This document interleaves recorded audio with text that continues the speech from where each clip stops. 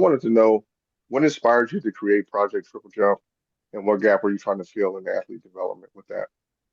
So Project Triple Jump actually was not my brainchild. It was a brainchild of NSAF, and that happens to be Jim Spear, who at that time he was the CEO of the organization. If you don't know NSAF, it's the National Scholastic Athletic Foundation. It was founded by Jim, and the thing about Jim was not a track athlete himself. He just loves track and field. And what he noticed was that there was a deficit as far as athletes that we saw at the podium on the women's level. So I don't know if you realize, but if you look at triple jump on the women's side, it's really a fairly young event. Okay. So it wasn't introduced until I believe 1992 Olympics.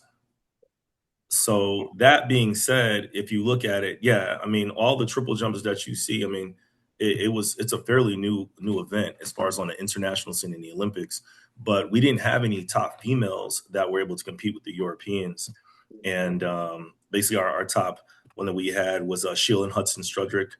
I don't know if you know about her, but she was basically the top female that came on the scene. She jumped 47 plus one time, and because of her, basically people started looking, and then we've had other athletes that have come along the way. But we were trying to create a podium project, and that's what he wanted to do. His goal was to find them at a young level and then train them up as the Europeans do, and then bring them into the fold and see what happens.